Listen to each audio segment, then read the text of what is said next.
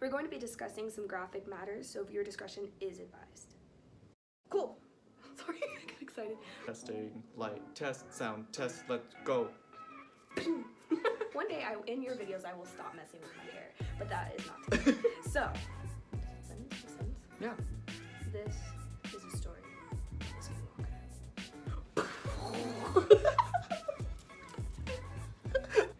Hey guys, welcome to the morbid side of YouTube. With even morbider people. That's not a word.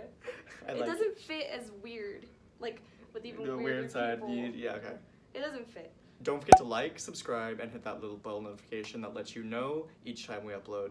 So today we will actually be discussing the legend of the Skinwalker. We're going to be discussing some theories, possibly watching some videos that have supposed skinwalkers in them. So let's get started. Yeah. We're going to be beginning with the story that started in the fall of 1994 when a family purchased a plot of land in rural Utah. Now, they were said to be so excited about the purchase of this lush ranch that they failed to notice the warning signs all around them. But little did they know they would soon be at the center of the most well-documented case of paranormal activity in history. This is a story of the Skinwalker.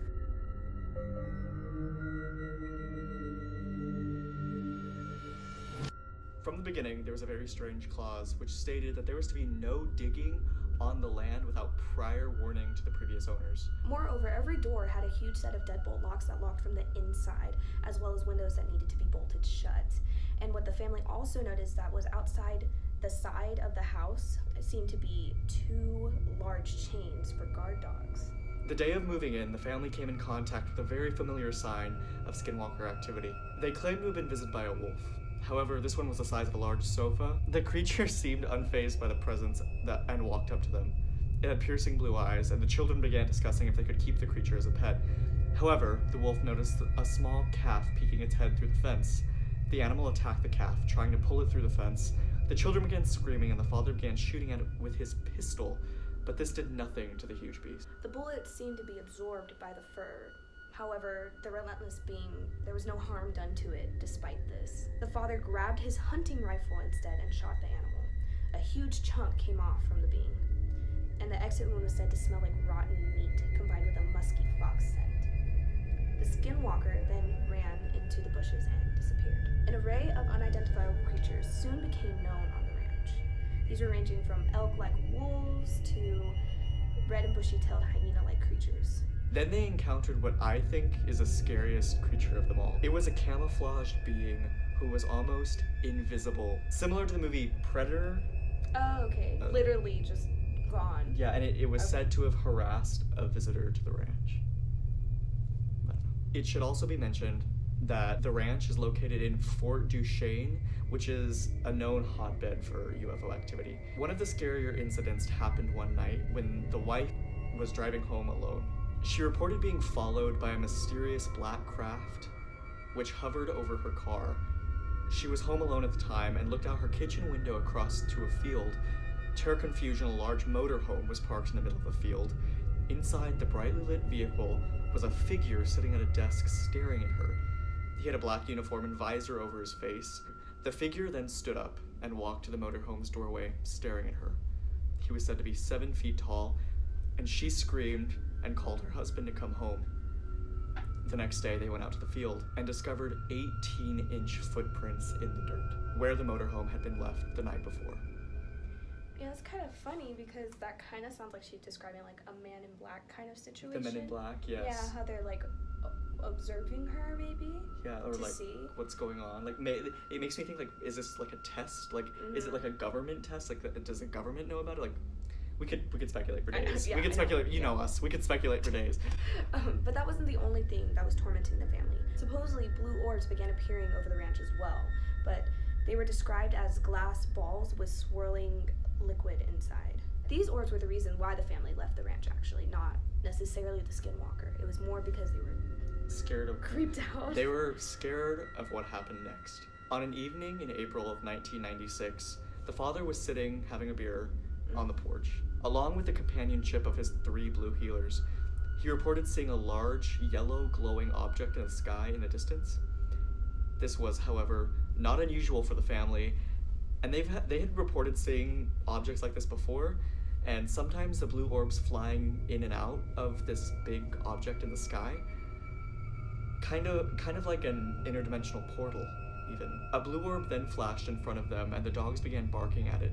It came about 100 yards away from the house, and the dogs were let loose. They chased it into a thicket. That's when the father heard the blood-curdling howls from his dogs. He waited for hours for them to return, but they did not. So the next morning, he set out searching for them, and was soon overcome by the smell of burning flesh. That is when he saw 3 piles of fatty ash laying in perfect circles on scorched ground. The father then went public about the torment the family had endured at the ranch, and so they moved. So this caught the attention of NIDS. So what does NIDS stand for again? That's what it stands for, because I don't remember what it stands for. That study of the ranch after this event lasted 8 years. Well, skinwalkers derive from Native American stories, their folklore. They're specifically in the southwestern regions of the United States. So they are believed to be spirits of malicious witches. They're able to take form of any animal they choose. They have even been tied to Sasquatch encounters. We're gonna digress for a second here. They are seeing these half-human, half-animal creatures all the time in the form of skinwalkers. Is he like a monkey though? But Sasquatch isn't like a monkey. It's like it's a an half. ape. Yeah, it's like a half-human, half just like furry human. Like it could be a skinwalker that's just in the form of like mid-transformation. Like a bear? Like a bear, maybe. That could. Oh Okay, my god! okay. Wow. Okay, that's far-fetched, but like Well, I is, get but it. it's You nice. know. So it's the Ute. Ute. I don't know. It's Ute or Ute. I don't know. Ute. But it's Utah, so they're named. UTE. Correct us. Yeah. It's the Ute Ute tribe. I'll just say Ute because it's Utah. Okay. It's Start over. leave. So it's typically the Ute tribes that refuse to set foot on this land because of the thousands of years of this folklore of the skinwalkers. Supposedly they're stalking the land and it's forbidden for you to step foot on it because it's malicious. Yeah. I don't know if it's just me, but like I feel, when they say malicious witches that can take the shape of any form, I think of a lechusa. Yeah, like we have our own like folklore. Yeah. Local folklore. Folklore. Local folklore. Is that the Texas twang? I can't. It's New Mexican twang. I can't say being. She can't say being, and I can't say folklore. Folklore.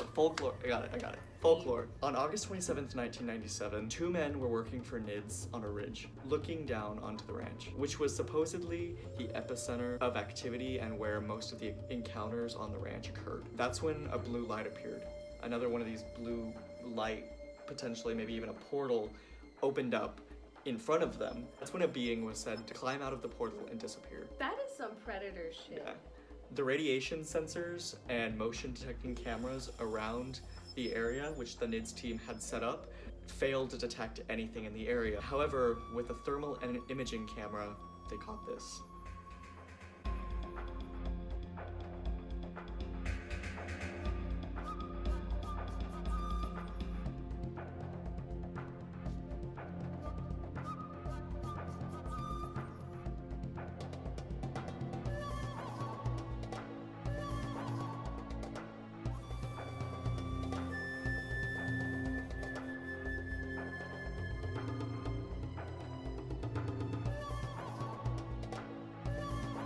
Now, skinwalkers are not always evil. A lot of tribes believe that they protected them, they protected their tribes, and they protected them during battle. But there are also many Native Americans who believe that somewhere along history, they turned dark and turned to something sinister and became something new. Others believe that they will only cause harm to those who deserve to be harmed, but many still believe today that they are inexplicably evil and do evil. In fact, it is recorded that if you call it by its name, you can kill it. The thing is though, I'm sorry, I speculate a lot. No, go for it. In religious beliefs, like specifically Catholicism, once you know a demon's name during an exorcism, you can banish it or somehow You can kill it. Yes, Get rid of it. Get rid of it. That's kind of what I'm getting. As soon as you have like the name, you have the control. Mm-hmm. Well, see, I'm a very, very strong believer that all religions tie into each other in one way or another. There's so many coincidences that you see all over the world that religions tie into each other, and so this is just maybe an example of, you can see skinwalkers being maybe the same thing as like demons in Catholicism. We don't know much about them, and those who do know about them are forbidden to talk about them. So this is where it gets even crazier. Some people report that skinwalkers can take the face of people that you know, which presents the question, could people you know be skinwalkers? I mean, it's even in the name, Skinwalker. One who walks in the skin of another being. Give me answers. I think the reason that most people don't want to talk about them is because they believe that they're always listening, and that's how you bring it upon you, because they're in the form of insects or birds. They're always there. Always there. That simple fact scares me so much because I have a pet husky with bright honey blue or bright honey like yellow eyes, and that's like supposedly a sign of a skinwalker, is they take the shape of a dog. Maybe with she's good. Bright honey eyes. But I've noticed every time we talk about a skinwalker, she gets like up in arms.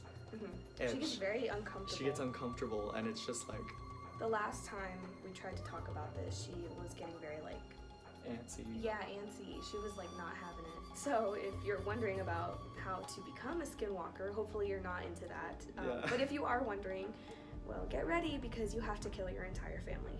You have to offer yourself. Oh my god. So we might not know the full truth on these supposed skinwalkers, but as always, You be the judge. Alright, see you guys later.